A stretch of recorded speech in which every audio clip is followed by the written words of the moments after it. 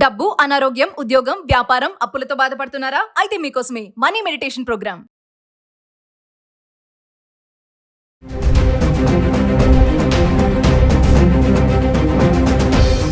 నమస్కారం, నేను మీ అడ్వకేట్ సంగీత.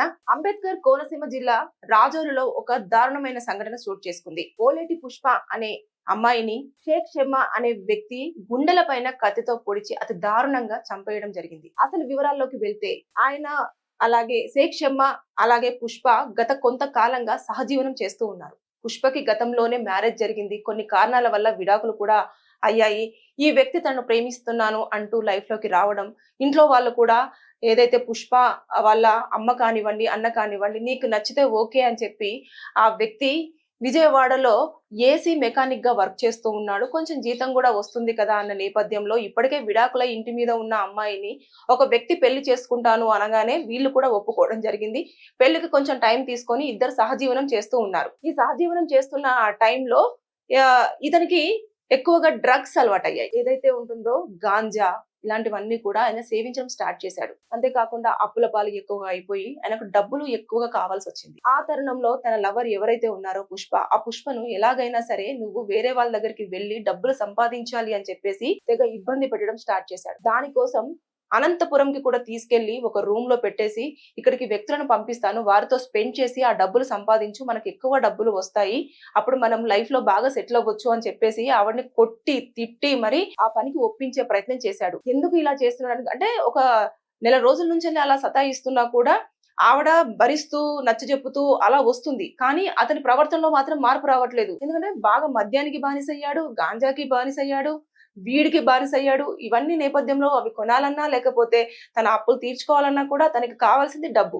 ఆ డబ్బు రావాలి ఈజీగా అనంటే ఈ అమ్మాయిని వేరే వాళ్ళ దగ్గరికి పంపించేస్తే ఆ డబ్బులు సంపాదించిన తర్వాత ఆ డబ్బులతోటి తిని జల్సాలు చేయాలని చెప్పేసి అనుకున్నాడు. ఈ కారణంగా అతను అనంతపురంకి తీసుకెళ్లిన తర్వాత ఆమె ప్రతిదాడి చేసింది. అంటే నేను చెయ్యను, నాకు అసలు ఇంట్రెస్ట్ లేదు, నువ్వు ఇలాంటి వాడు అనుకోలేదు అని చెప్పేసి అన్న తర్వాత ఆవిడ కొట్టడము, సరే నువ్వు ఒప్పుకోవట్లేదు కదా అని చెప్పేసి మళ్ళీ బ్యాక్ ఇంటికి తీసుకురావడము జరుగుతున్న సందర్భంలో వీళ్ళిద్దరికి మధ్యలో వాగ్వాదం ఎక్కువగా జరిగింది. అది జరిగిన తర్వాత ఇమీడియట్ గా ఇంటికి వచ్చిన తర్వాత ఎవరైతే ఉంటారో ఆవిడ వాళ్ళ అన్నయ్యకి వాళ్ళ అమ్మకి కాల్ చేసింది. కాల్ చేయగానే వాళ్ళు కూడా ఎందుకు ఇలా చేస్తున్నారు అని చెప్పేసి వచ్చి మాట్లాడే ప్రయత్నంలో వాళ్ళ అన్న పైన వాళ్ళ అమ్మ పైన కూడా దాడి చేసి ఆయన కత్తి తీసుకొని ఎవరైతే పుష్ప ఉన్నారో పుష్ప గుండెల మీద పొడిచి చంపడం జరిగింది. ఆ టైంలో వాళ్ళ అన్నయ్య అలాగే అమ్మ వచ్చి అడ్డుకున్నారు.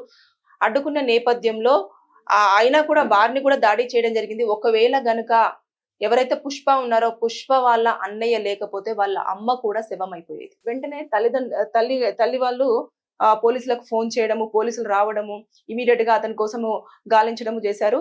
అంటే అటెంప్ట్ టు మర్డర్ కింద 300 సెక్షన్ కిందగా అప్లికేబుల్ అయ్యింది. అది ఉంటుంది, లైఫ్ ప్రిజన్మెంట్ ఉంటుంది. అంతేకాకుండా ఫైన్ కూడా ఉండే అవకాశాలు ఉంటాయి. అంటే ఇది ఉద్దేశపూర్వకంగా చేశాడా లేదా అనేది, లేదంటే ముందుగా గతం నుంచెల్లే ఈ అమ్మాయి లైఫ్ లోకి రావడానికి కూడా ఇలాంటి డబ్బు సంపాదించడానికేనా అనే కారణాలు ఇవన్నీ కూడా చేస్తారు. ఇప్పటికి తప్పించుకొని వెళ్ళాడు కాబట్టి ఒక 2 టీమ్స్ గా పోలీసులు కూడా డివైడ్ అయిపోయి అతని ఆచూకీ కోసం వెతుకుతూ ఉన్నారు.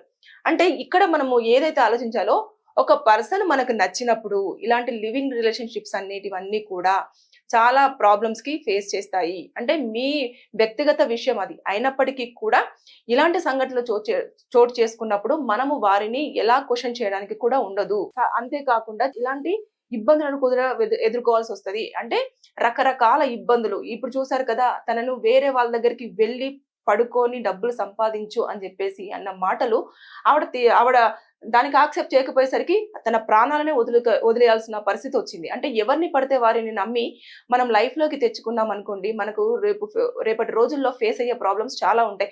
ఇందులో ఆ అమ్మాయి మొదటిగానే అతని ప్రవర్తన ఎప్పుడైతే తన లైఫ్ లోకి వచ్చినప్పటికీ తర్వాత నెక్స్ట్ తను ఎప్పుడైతే బానిస అయ్యాడో ఆ మందుకు కానివ్వండి, తర్వాత నెక్స్ట్ ఏదైతే గాంజా సిగరెట్ ఇవన్నీ ఉన్నాయో దానికి బానిస అయినప్పుడే పక్కకు పెట్టాల్సింది. అలా పెట్టకుండా మార్చుకోవాలి అన్న ఉద్దేశంతో వెళ్తున్నప్పుడు ఇంకా మారని పక్షంలో ఇంకా వదిలేసేయాలి. లేదు అనుకుంటే నన్ను అరెస్ట్ చేస్తున్నాడు, నన్ను ఇలా వేరే వాళ్ళ దగ్గరికి వెళ్ళి పడుకొని డబ్బులు సంపాదించమంటున్నాడు అని చెప్పేసి అన్న దాన్నైనా సరే పోలీసులకు ఈ ఇన్ఫర్మేషన్ ఇస్తే వాళ్ళ హరాస్మెంట్ కింద కూడా కేసు ఫైల్ చేసేసి అతన్ని జైలుకు పంపించే అవకాశాలు ఉంటాయి. అంటే ప్రేమ ఉంటుందేమో, కానీ ప్రేమ ముసుగులో చాలా మంది చేస్తున్నది ఏంటంటే ఇబ్బంది పెట్టడం. అటు అబ్బాయిలు అమ్మాయిలనైతేంది, అమ్మాయిలు అబ్బాయిలనైతేంది, ఎవరో ఒకరు వారికి వారు ఇబ్బంది పెట్టుకుంటున్నారు, హామ్ చేసుకుంటున్నారు, కొట్టుకుంటున్నారు, చంపుకుంటున్నారు. ఇలాంటివన్నీ చోటు చేసుకుంటున్న తరుణంలో ఇప్పుడు చూసారు కదా, అనుకోకుండా ఇప్పుడు అది జరిగిపోయింది. అంటే వాళ్ళు ఒక ఎన్ని ఇయర్స్ నుంచి లివింగ్ రిలేషన్షిప్ లో ఉంటున్నారు అనేది అక్కడ వాళ్ళందరికీ తెలుసు. పెళ్లి చేసుకుంటారు, రేపు కాకపోతే ఎల్లుండి అన్న ఉద్దేశంతో ఉన్నారు. ఒకరినొకరు తెలుసుకోవాలి అనుకున్నప్పుడు మినిమం ఒక 6 నెలలు పెట్టుకోండి. మీకు కనుక వాళ్ళకి సెట్ అవ్వలేదు అంటే పక్కన పెట్టేసేయండి. అంతేగాని సంవత్సరాలు వాళ్ళతో ఉండి నెక్స్ట్ పిల్లల్ని కొంతమంది కనేస్తున్నారు, వారిని వచ్చేసి రోడ్ల మీద వదిలేస్తున్నారు. అంతేకాకుండా కొంతమంది అయితేనేమో లేనిపోని అలవాట్లకు బానిస అయిపోతున్నారు. కొంతమంది ఏమో పోలీస్ స్టేషన్లకు వెళ్ళేసి రేప్ కేసుల కింద అట్రాక్ట్ అవుతున్నారు. కొంతమంది ఇలాంటి హంతకులుగా మిగిలిపోవడం జరుగుతుంది. కొంతమంది దొంగతనాలకు పాల్పడుతున్నారు. అంటే వాళ్ళిద్దరు లగ్జరియస్ లైఫ్ లీడ్ చేయడం కోసం. ఇక్కడ కొంచెం చూసుకుంటే తల్లి ఉన్ని అన్నయ్య బాధ్యత కూడా కొంచెము ఉండాల్సింది. అంటే ఒక ముందుగా విడాకులు అయిపోయిన పర్సన్ ఎవరైతే ఉందో పుష్ప, ఆ పుష్పకు వెంటనే ఇమీడియట్ గా తిని పెళ్లి చేసుకుంటాను అని తీసుకొచ్చినప్పుడు అన్ని మాట్లాడేసి ఇమీడియట్ గా పెళ్లి చేస్తే అయిపోయేది. అలా కాకుండా వాళ్ళు లివింగ్ రిలేషన్షిప్ లో ఉన్నా కూడా వీళ్ళు చూసి చూడనట్టు వదిలేసేసరికి ఇప్పుడు ప్రాణాలే పోవాల్సిన పరిస్థితి వచ్చింది. ఇప్పుడు శవాన్ని అక్కడ పెట్టేసుకొని అతన్ని 24 hours లో అరెస్ట్ చేస్తే గానీ మేము శవాన్ని తీయము, లేకపోతే ఆ కర్మకాండ జరిపించము అంటే అవన్నీ కుదరదు. ఎందుకంటే తప్పిదం అనేది జరిగిపోయింది. మనం ఎప్పుడైనా సరే ఒక పర్సన్ ని చూస్ చేసుకున్నప్పుడే అన్ని యాంగిల్స్ లో నుంచి ఆలోచించాలి. ఇప్పుడు మ్యారేజ్ అయిపోయి డివోర్స్ అయిన అమ్మాయిని ఫస్ట్ మ్యారేజ్ అబ్బాయి వచ్చి లివింగ్ రిలేషన్షిప్ లో ఉంటున్నాడు అనుకుంటున్నప్పుడు అది ఒకటి యూజ్ చేసుకోవడం కోసమైనా అయి ఉండొచ్చు, లేదంటే తన దగ్గర ఉన్న డబ్బుల కోసమైనా అయి ఉండొచ్చు. అంటే బోత్, ఎవరైనా అమ్మాయి అబ్బాయి దగ్గర ఉన్నా సరే, అబ్బాయి అమ్మాయి దగ్గర ఉన్నా సరే, ఎవరైనా సరే మనీ పరంగానో లేకపోతే వాళ్ళకు నీడీస్ ఏమైనా బాడీ నీడీస్ ఉంటే అవైనా ఇలాంటి వాటి కోసం మాత్రమే వాళ్ళు ఉండడం జరుగుతుంది. ఈ నేపథ్యంలో ఇలాంటి హత్యలు, మానభంగాలు కానివ్వండి, ఇలాంటివి ఎక్కువ చూసుకొని ఫ్యామిలీస్లలో చంపుకోవడాలు, కుటుంబం నుంచి వెలయడాలు, దారుణంగా కనిపించకుండా ఆచూకీ లేకుండా వెళ్లిపోవడాలు, ఇలాంటివి ఎక్కువగా చోటు చేసుకొని వార్తల్లోకి ఎక్కడం జరుగుతుంది. ఈ అబ్బాయి విషయంలో చూసుకుంటే కూడా ఏజ్ కూడా చాలా చిన్నగా ఉంది. 27 to 28 years కనిపిస్తూ ఉన్నాయి. ఈ టైంలో అతను అనవసరంగా ఒక మనిషిని చంపి హంతకుడుగా మిగిలిపోయి, ఒకవేళ అతను కనుక దొరికితే పోలీసులు అరెస్ట్ చేసి కోర్టులో ప్రొడ్యూస్ చేస్తే మాత్రము రిమాండ్ కు పంపిస్తారు. రిమాండ్ పంపించిన తర్వాత అక్కడ ఉన్న సీన్ అంతా కూడా మళ్ళీ ఒకసారి చూడడం జరుగుతుంది. అతను అడిగిన తర్వాత తను చేశాను అని ఒప్పుకున్నాడు అంటే అతనికి జైలు శిక్ష పడే అవకాశాలు ఉంటాయి. ఇవి జైలు శిక్షతో పాటు అతని దగ్గర ఫైన్, ఇప్పటికే అప్పులు చేశాను, అప్పులన్నీ తీర్చుకోవాలి, అదే కాకుండా ఏవైతే వ్యసనాలు ఉన్నాయో ఆ వ్యసనాలకు బానిస అయ్యాడు కాబట్టి దాని నుంచి బయటికి రాకలేక డబ్బులు కావాలనుకున్నాడు. ఇప్పుడు డబ్బులు కూడా ఎదురు కట్టేయాలి కదా, ప్రాణం తీయడమే కాకుండా శిక్ష అనుభవించాలి, డబ్బులు కూడా కట్టాలి, ఇవన్నీ ఉంటాయి. వాళ్ళ తల్లిదండ్రుల పరిస్థితి ఏమవుతుంది? ఇప్పుడు కొడుకు కొన్ని రోజుల పాటు ఒక అమ్మాయితో నివసిస్తున్నాడు అని అంటే సరేలే వాడికి నచ్చింది కదా ఉంటున్నారు అని చెప్పేసి అనుకొని వదిలేశారు. ఇప్పుడు హంతకుడుగా మిగిలిపోయాడు అని అంటే ఏ తల్లిదండ్రులైనా కూడా దాన్ని ఎలా తీసుకుంటారు? ఒకసారి మనము సొసైటీలో ఏం జరుగుతుంది ఏంటి, నచ్చితే పెళ్లి చేసుకోండి, అన్ని రకాలుగా చూసుకున్న తర్వాత. అంతేగాని ఇలా నచ్చలేదు నేను బలవంతంగా వారి దగ్గరికి వెళ్ళి పంపిస్తాను అంటే ఈజీ మనీ కోసం అని చెప్పేసి రకరకాల మార్గాలను ఎంచుకొని మీరు ఇబ్బంది పడడము, వారిని ఇబ్బంది పెట్టడం అనేది మంచి పద్ధతి కాదు. అది సెక్షన్స్ కూడా చాలా అట్రాక్ట్ అవుతూ ఉంటాయి. ఏదైతే కోర్టులోకి వస్తారో, కోర్టుకు వచ్చిన తర్వాత కూడా జడ్జి గారి ముందర మనం చెప్తున్నప్పుడు ప్రతిదీ కూడా ప్రూవ్ చేసుకోవాల్సి ఉంటుంది. ఏదైనా ఎవిడెన్స్ కిందనే ఉంటుంది. ఓరల్ గా మనం ఇచ్చేది ఏది కూడా ఉండదు. అంత రిటర్న్ గా కానివ్వండి, లేదంటే డిజిటల్ గా కానివ్వండి, ఇలాంటివన్నీ ప్రొడ్యూస్ చేయాల్సి ఉంటుంది. ఆల్రెడీ ఇతను హత్య చేశాడు అనడానికి అన్ని ఆధారాలు ఇక్కడ ఆల్రెడీ డిజిటల్ మీడియాలో వస్తుంది, కానీ దీన్ని కూడా ఒక సాక్ష్యంగానే పరిగణించడం జరుగుతుంది. ఎందుకంటే సోషల్ మీడియాలో ఆల్రెడీ రావడం జరిగింది. అక్కడ ఉన్న వాళ్ళు కూడా అతని ప్రవర్తన ఏంటి అని చెప్తారు, ఎంక్వైరీ చేస్తారు.